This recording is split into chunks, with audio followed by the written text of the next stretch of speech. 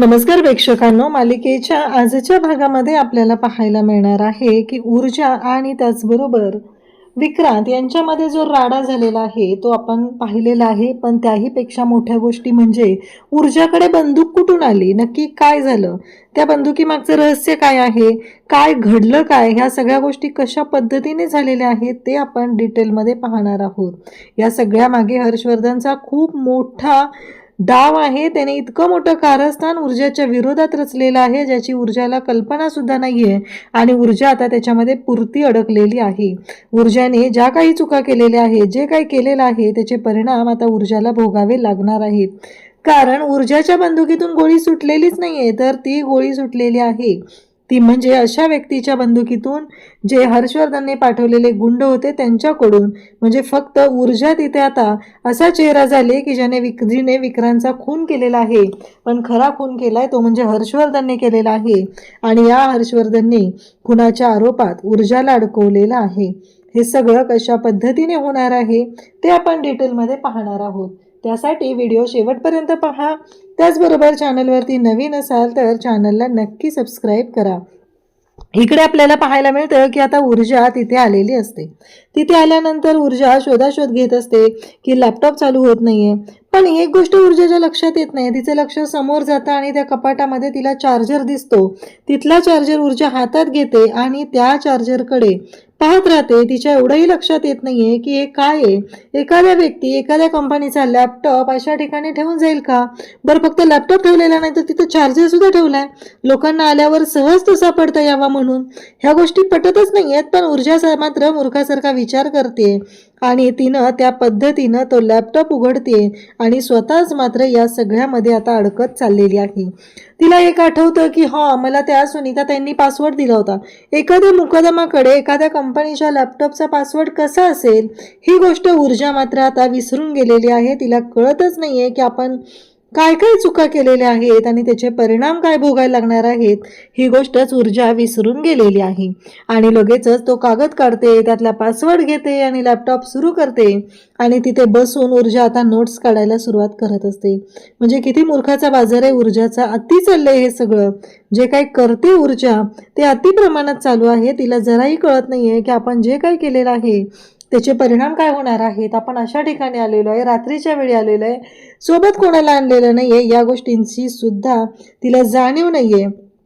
आणि तिने मात्र एवढंच करत बसते की काहीही झालं तरीही एक गोष्ट तिला लक्षात येत नाहीये की आपल्याला कुणीतरी अडकवलं तर नसेल ना. एवढं सहज सगळं कसं काय दिलं जातंय, या गोष्टींचा विचारच तिच्या डोक्यात येत नाहीये. तिला फक्त एवढंच माहिती आहे की चला आता मिळालंय ना, मग लगेच पेन पेपर घेऊन तिथे नोट्स लिहायला सुरुवात करते. तिच्या लक्षात येत नाहीये की आपल्याला यामध्ये आता जेव्हा सगळ्या गोष्टी झालेल्या आहेत त्याच वेळी आपण अडकत जाणार आहे आणि या सगळ्या गोष्टी जेव्हा घडत आहेत त्यामुळं मात्र आपली वाट लागणार आहे, ही गोष्टही तिच्या लक्षात येत नाही. तेव्हा मात्र ती त्या सगळ्या याच्याकडे पाहत राहते आणि तिच्या डोक्यात फक्त एकच आहे की चला आपल्याला पुरावे मिळवायचे आहेत. गोरगरीब जनतेच्या जीवाशी खेळलं जातंय. या कंपनीच्या विरोधात पुरावे मिळवायचे. ती कंपनी कोणाचे काय याच्याबद्दल काहीच माहिती नाहीये. म्हणजे हा हर्षवर्धनने इतका मोठा डाव केलाय आणि त्यामध्ये ऊर्जा मात्र आता पूर्ण अडकत चाललेली आहे. म्हणजे हर्षवर्धनने शौर्यला सुद्धा त्या बाईला एकदाही भेटू दिलेलं नाहीये. ती बाई कोण आहे ते शौर्यला माहीत नाहीये. त्या बाईचा पत्ता नाहीये, त्या बाईचा मोबाईल नंबर नाहीये. फक्त एखाद्या अननोन नंबरवरनं फोन करायचा आणि ऊर्जाला बोलवून घ्यायचं, एवढंच काय ते केलेलं आहे. इव्हन ऊर्जा आणि ती बाई ज्या ठिकाणी भेटत असणार आहे तिथे CCTV कॅमेरे सुद्धा नसणार आहेत, हे सुद्धा आता नंतर कळणार आहे. तर इकडे आता विक्रांत त्या गोडाऊनमध्ये आलेला असतो. आता शौर्य मात्र ऊर्जाचा शोध घेत असतो. सगळ्यांना ऊर्जाला भेटायचंय म्हणून आता हर्षवर्धन आणि विजयला वाटत असतं. पण जेव्हा ओळख करून द्यायची वेळ आली तेव्हा मात्र ऊर्जाची ओळख कधी कोणाशी करून दिलेली नाहीये आणि आता त्यांना वाटतंय की ऊर्जाला हे सगळे भेटायला आलेले आहेत. तर इकडे आता पद्मा सुद्धा त्या गोडाऊनमध्ये पोहोचली, ऊर्जा पोहोचलेली आहे. त्याचबरोबर तिथे आता विक्रांत सुद्धा आलेला आहे. पद्मा विचार करत असते, कुठे गेला माझा बंटी, बंटी कुठं असेल माझा, बंटी बंटी करत ती शोधत त्या गोडाऊनमध्ये फिरत असते. ऊर्जा त्या गोडाऊनमध्ये आलेली असते. ऊर्जाला लॅपटॉप मिळालेला आहे. त्या लॅपटॉपमधून ती डेटा घेत असते.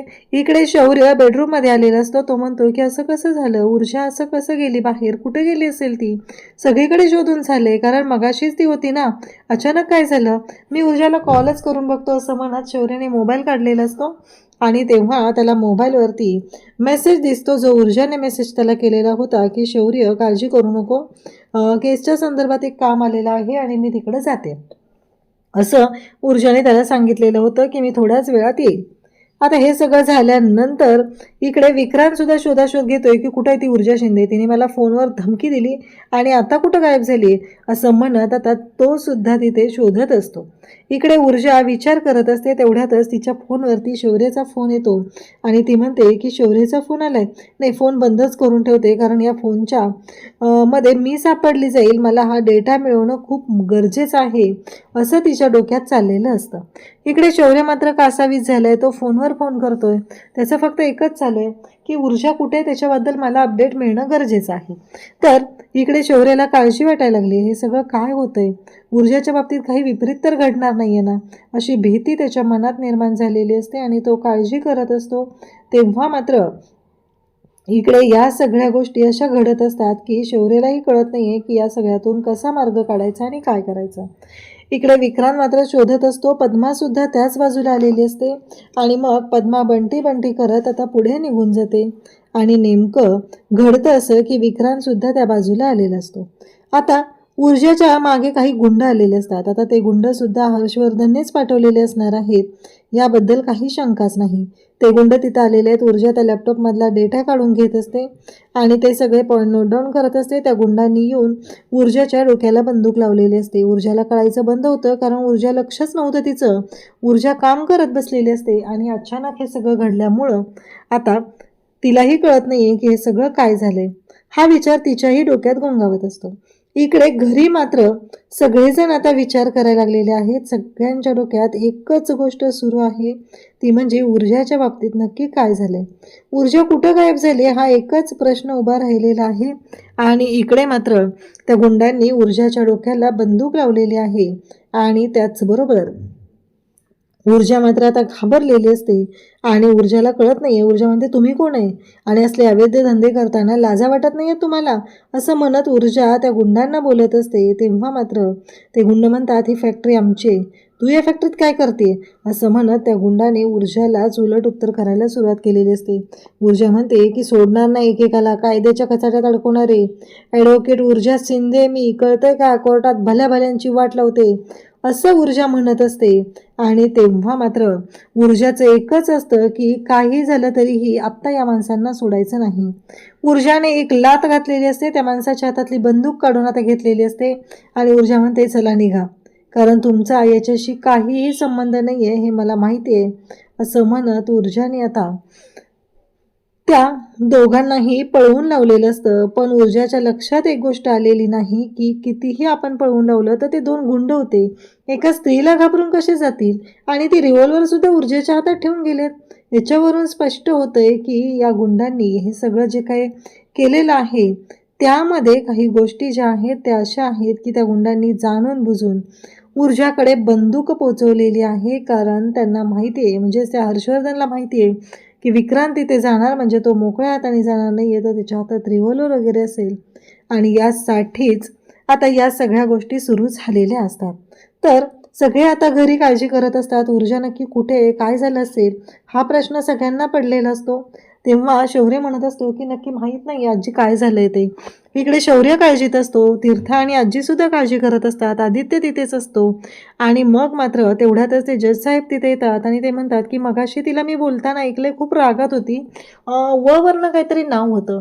तेव्हा हे दोघं म्हणतात, विक्रांत, तेव्हा ते म्हणतात की हो, आणि बरोबर ते शब्द त्या दोघांनी ऐकलेले आहेत आणि त्यांना कळलेलं आहे की ऊर्जाने काय गोंधळ घालून ठेवलेला आहे. तर इकडे विक्रांत तिथे म्हणतो की तू बोलवलेस मला आणि तू कशाला आलीस इथे, काय संबंध काय, तू कशाला बोलवलेस, असं पद्माला तो म्हणत असतो. पद्मा म्हणत असते, माझा बंटी कुठे आहे सांग. तो म्हणतो, कोण बंटी, काय बंटी, कशाबद्दल बोलतीये तू, मला नाही माहिती तुझा बंटी कुठे आहे ते, असं म्हणत आता पद्माला तो सांगत असतो. तेव्हा मात्र इकडे आता पद्मा घाबरलेली असते. पद्मा म्हणते मग बंटी इथं नाही तर गेला कुठे, बंटीच्या बाबतीत काय झालं नक्की, असं म्हणत पद्मा घाबरलेली आहे. आणि त्याच वेळी समोरून ऊर्जा येते. ऊर्जा आल्यानंतर इकडे विक्रांत म्हणतो, अरे वा, इथे इथे बोलवलं मला आणि आत्ता हिचं काय चाललंय, असं म्हणत तो बोलत असतो. तेव्हा म्हणते मी कुठं बोलवले तुला, असं तो ती सांगायला सुरुवात करते. तेव्हा मात्र इकडे विक्रांतचं असं म्हणणं असतं की तूच बोलवलेस मला आणि म्हणून तर मी इथं आलोय, असं तो सांगू लागतो. आणि तेव्हा इकडे ऊर्जा म्हणते की नाही, यामध्ये काहीतरी गफलत आहे. त्याने पद्माला पकडलेलं असतं आणि पद्माच्या डोक्याला बंदूक लावलेली असते आणि तो म्हणत असतो की सोडणार नाही एकेकाला, सोडणार नाही एकेकाला, असं म्हणत त्याचं बोलणं चाललेलं असतं. तर इकडे ऊर्जा मात्र हादरले. ऊर्जाला कळत नाहीये की करायचं काय, या सगळ्यातून कसा मार्ग काढायचा, हा प्रश्न ऊर्जाच्या पुढे पडलेला आहे. कारण या विक्रांतच्या तावडीतून पद्माला सोडवणं गरजेचं आहे, ते पुरावे मिळवणं गरजेचं आहे. पण हे सगळं अति चाललेलं आहे हे लक्षात आलेलं असतं. तेव्हा ऊर्जा म्हणत असते मी तुला बोलवलेलंच नाहीये, तुला कोणी बोलवले मला नाही माहिती. तेव्हा तो म्हणतो की तूच मला मेसेज करून बोलवले. तेव्हा ऊर्जा त्याला म्हणत असते की शक्यच नाहीये, आधी त्या पद्माला सोड, असं ती त्याला सांगत असते. तेव्हा मात्र तो पद्माला सोडायला तयार नसतो. तेवढ्यात ऊर्जा तिथून जाते आणि त्या गुंडांची जी रिव्हॉल्वर तिच्या टेबलवर होती ती रिव्हॉल्वर घेऊन येते. पद्माला सोड, पद्माला सोड, असं म्हणत ऊर्जा जोरात ओरडत असते. आणि तेव्हा मात्र आता विक्रांतने पद्माचा गळा पकडलेला असतो आणि त्याचबरोबर पद्माला तो म्हणत असतो की काळजी करू नकोस. आणि पद्माला ऊर्जा सांगत असते काळजी करू नको, ऊर्जाच्या हातात बंदूक आहे आता. आणि ऊर्जा म्हणते की सोड तिला, सोड तिला, बाजूला सोड तिला, असं म्हणत आहे. पण इकडे विक्रांत शिर्के मात्र ह्या गोष्टी ऐकून घ्यायला तयार नाही. आता त्या दोघांमध्ये झटापट सुरू झालेली आहे. ऊर्जा आणि शौर्य हे, ऊर्जा आणि विक्रांत दोघंही एकमेकांच्या समोर बंदुकी घेऊन उभा आहेत आणि दोघांनाही फक्त एवढंच माहिती आहे की काहीही झालं तरीही या सगळ्यातून मार्ग काढायचा आहे आणि मार्ग काढतच पुढं जायचं आहे, हा विचार त्या दोघांच्याही डोक्यात होता. ऊर्जाला फक्त एवढंच वाटत आहे की आपण पद्माला यातनं सोडवलं पाहिजे. आणि मग मात्र आता खूप मोठा राडा होत असतो. इकडे शौर्य ऊर्जाचा शोध घेत आहे. ऊर्जा नक्की कुठे गेली असेल हा विचार चालू असतो. तेव्हा तो म्हणतो की आलं लक्षात माझ्या, म्हणजे त्या केमिकल फॅक्टरीमध्ये ती गेली. हर्षवर्धन म्हणतो की हे बघ शौर्य, आपल्याकडे माणसं कामाला आहेत, नक्की काही गरज लागली तर सांग, मला कळव, असं तो सांगत असतो. आणि तेव्हा मात्र शौर्य म्हणतो की हो, आता तो ऊर्जाला शोधायला निघालेला असतो. नक्की काय झाले असणार आहे हा प्रश्न उभा राहिलेला असतो. आणि इकडे हर्षवर्धननी तर सगळा प्लॅन करून ठेवलाय, काय राडा घालायचंय, काय करायचंय हे सगळं झालेलं असतं. कारण तिथे ऐनवेळी पोलीस सुद्धा येऊन पोचणार आहेत. तर आजी त्याचबरोबर तीर्था या दोघींनाही काळजी वाटत असते, ऊर्जा नक्की कुठे अडकली आणि विक्रांत जर तिला काही केलं तर कसं होणार आहे, हा एकच प्रश्न सुरू झालेला असतो. आणि तेव्हा मात्र या सगळ्या गोष्टी सुरू झालेल्या असतात.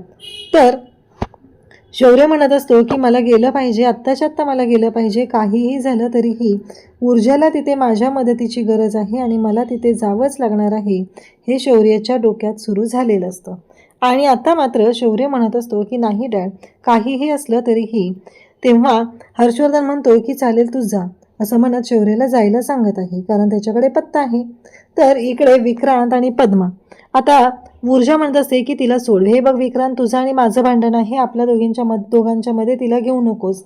तेव्हा तो म्हणत असतो की नाही, हिला पण सोडत नसतो आणि तुला पण सोडत नसतो, एवढं लक्षात ठेव.